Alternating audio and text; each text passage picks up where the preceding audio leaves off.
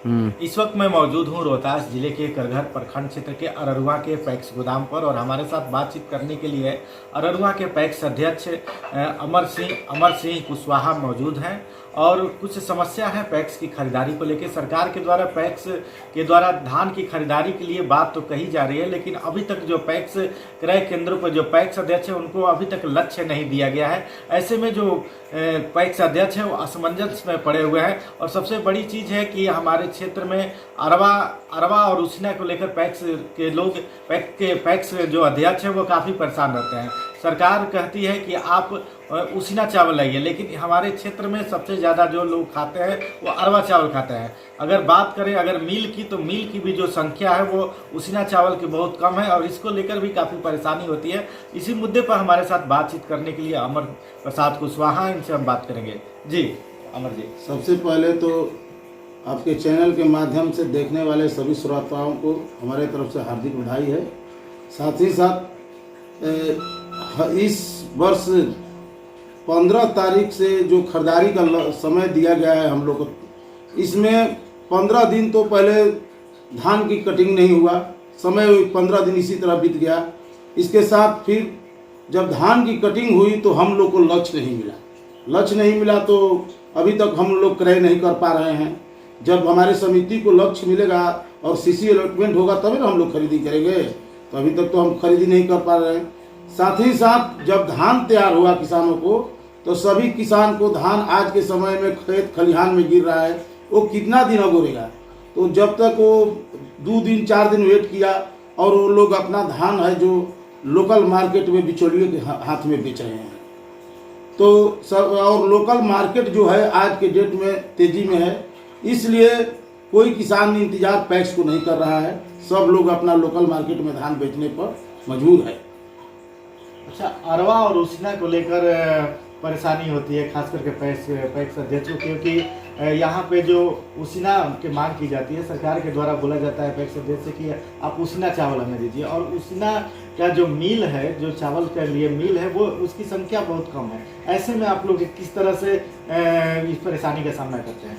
देखिए, सबसे पहले तो अरवा उसना की समस्या ये है कि हम लोग जब अपना धान पैक्स गोदाम से मिलिंग करने के लिए भेजते हैं उसना मिलों पर, तो हमारी पैक्स गोदाम से और मिलों की दूरी लमसम 60-70 किलोमीटर है।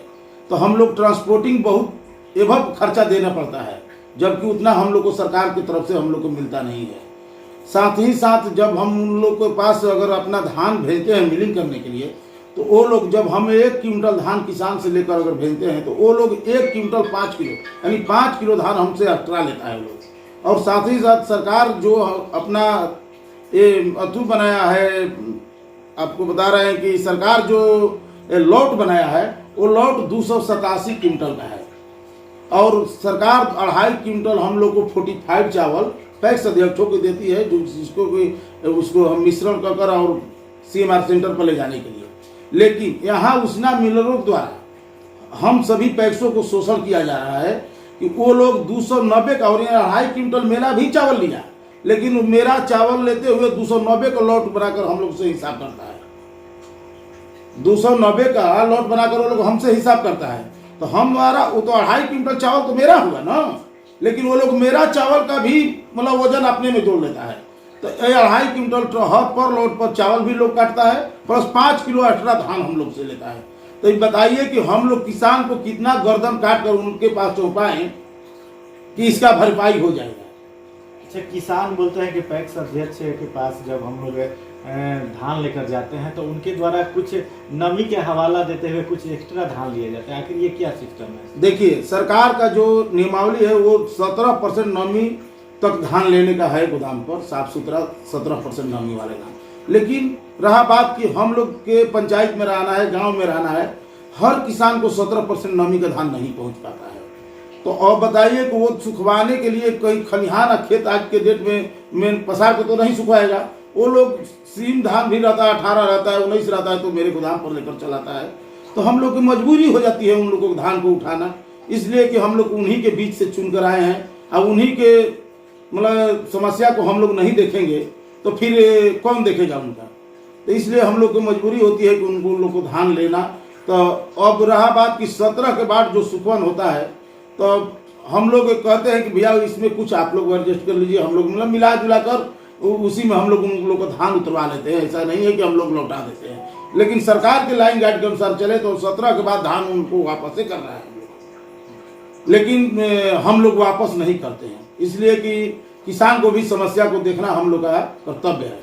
अच्छा, पैक्स अध्यक्ष के सामने एक और समस्या आती है, जो किसान है वो पैक्स क्रय केंद्र पर अपने जो धान है वो अनाज लेकर नहीं आते हैं, खुद शायद आप लोग को वहां से जाकर उठाना पड़ता है, ये क्या? देखिए, जो हम लोग के पंचायत के अंदर किसान है, छोटा छोटा किसान है, कोई बड़ा बड़ा किसान तो है नहीं, तो हर किसान के पास लेबर गाड़ी की व्यवस्था नहीं है।